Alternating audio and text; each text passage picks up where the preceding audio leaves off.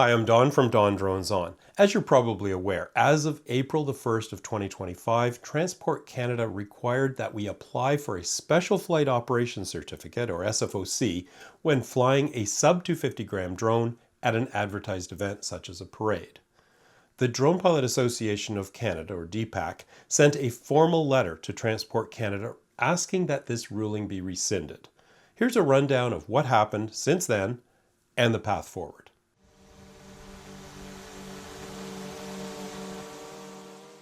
As of April the 1st, 2025, drone pilots in Canada need an approved SFOC to fly a drone within 30 meters of an advertised event. An advertised event is defined as any outdoor event advertised to the general public, such as concerts, markets, or sporting events. I published a video on March 28th to help increase awareness of this new rule, but mostly to express my outrage at how inappropriate this surprise ruling was. Now, lots of you watched that video, almost 5,000 views, and 96 people directly commented. Now, 7 of those comments supported the government, suggesting that it will actually improve safety around advertised events with this new rule. Now, while I disagree, I respect people who have differing opinions and explain themselves. All good. But 90% of those who commented agreed that the new requirement was over the top. Anyways, DPAC sent a formal letter to Transport Canada on April the 4th. Here's what we said. I'm writing on behalf of the Drone Pilot Association of Canada, DPAC. It is DPAC's position that the new requirement for an SFOC, Special Flight Operation Certificate, when flying a sub-250g drone at an advertised event is excessively burdensome for drone pilots and does not address the alleged risk elements. As such, the ruling should be rescinded as soon as possible and replaced by appropriate guidelines and public education. We are willing to help. Sub-250g drones, or microdrones, are often used by recreational or small commercial pilots to film advertised events, such as community events, parades, festivals, celebrations, holiday festivities, and minor sports events, local league competitions, school tournaments. Communities and organizations love drone footage because of the unique perspective. Filming of events has been done safely for years with no reported accidents or injuries to our knowledge. And in the past, Transport Canada inspectors regularly recommended the use of microdrones to cover advertised events, particularly when there was insufficient time to obtain an SFOC.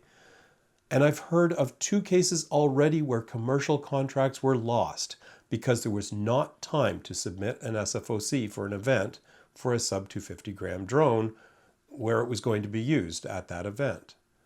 By the way, the TC assertion that microdrone cameras are not good enough for commercial activities is patently false. And certainly in my own experience, there are not swarms of drones at events. In fact, I've never seen another drone flying at any event that I've been at, well, other than a drone meetup, of course. I'm not dismissing the potential risk of microdrones over crowds or suggesting that multiple drones at events never happens. Rather, the DPAC position is that requiring an SFOC for microdrones at such events is both overkill and ineffective. An SFOC with 10+ pages of details, risk, mitigation analysis, and a $75 fee starting in November is not going to improve the safety at these events. Anyone who takes the time to apply for an SFOC is clearly already a safety-oriented drone pilot. Requiring the SFOC is simply punishment for them. Filling out forms weeks in advance and paying fees for simple events like a Santa Claus parade will be excessively burdensome. Reckless drone pilots are certainly not going to apply for an SFOC, and it is wishful thinking to imagine they would. A much better approach is a combination of sensible guidelines and public education. Guidelines should encourage microdrone pilots to seek the permission of event organizers in advance and ensure their contact information is available for coordination. Secondly, if there are multiple drone pilots at an event, they should work together to avoid conflicts, perhaps facilitated by the event organizer. Remember, nobody, even a reckless pilot, wants to lose their drone due to an accident. Public education should include clear literature at retail locations and online sales channels, more clear and practical information on the TC Drone Safety website, and perhaps TC endorsement of the practical DPAC safety course. According to the Transport Canada Regulations Summary, the new SFOC requirement was imposed in response to a small number of comments received during feedback sessions. And the TC Summary also states that there is no data for microdrone usage or microdrone usage at advertised events. Given the huge number of drone pilots affected by the change, there should have been further consultation or discussion with affected pilots or their organizations, e.g. DPAC, but apparently there was nothing. This is in complete contrast to the professional, organized process used for the rest of the RPAS regulatory changes that have been discussed and reviewed over the past 2 years. Good decisions are made based on facts, data, and dialogue, not arbitrary moves in response to a few apparently very influential individuals. This SFOC change was not a good governmental decision. The requirement for sub-250g drone pilots to apply for an SFOC for advertised events should be rescinded as soon as possible. DPAC is willing to meet with you and your team to discuss a practical path forward and ways we can help improve safety. We heard back from them on April 28th with the following brief statement. Thank you for your message regarding the introduction of Special Flight Operation Certificates, SFOCs, for microdrones used during advertised events. Previously, this requirement was limited to drones weighing 250 grams or more at advertised events under the previous paragraph 903.01F of the Canadian Aviation Regulations.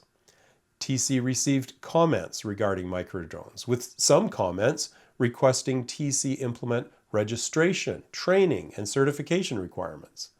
As you've noted, TC also received comments on the use of microdrones during advertised events. Some of the comments stated that the presence of microdrones during public events created safety issues for participants.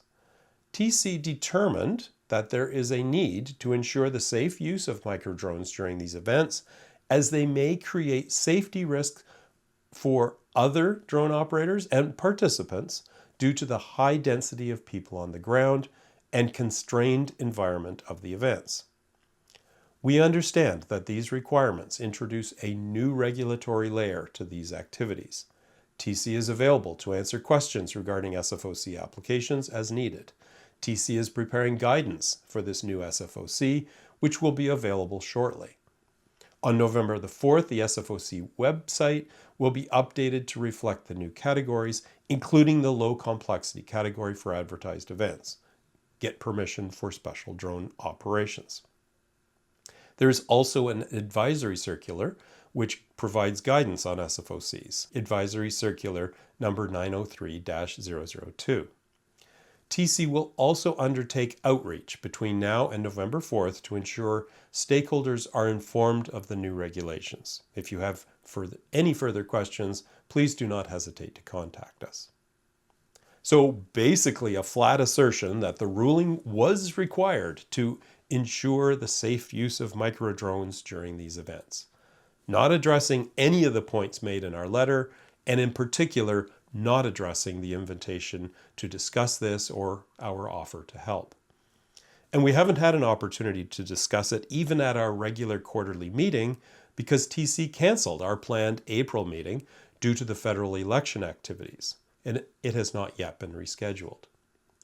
By the way, in a separate communication received the same day, TC did offer clarification of what was and wasn't an advertised event, but it wasn't terribly favorable. For example, an event advertised on a Facebook group would likely be considered an advertised event if the event was accessible to the public. Similarly, a high school sporting event would likely be considered an advertised event if the event was open and accessible to the public. The main exception to these kinds of events would be if the drone stayed 30 meters or 100 feet away from the boundaries of the event, in which case an SFOC would not be required. They also mentioned that the SFOC compliance checklist is being updated for microdrones. With the new checklist, which as of May the 9th wasn't updated, they say registration of the drone would not be required, drone pilots would not need to be certified, and liability insurance would not be mandatory, although recommended. You would still need to receive an invitation from the event organizer and include that with your SFOC application. So that's where we're at. We'll still discuss it at our next meeting with Transport Canada, but in the meantime, I recommend you follow the regulations and submit SFOCs for all your sub-250g drone activities at advertised events. Now, to make this a lot simpler, I'm creating a free downloadable template to help get you underway. I'll share that in a future video. Thanks for watching.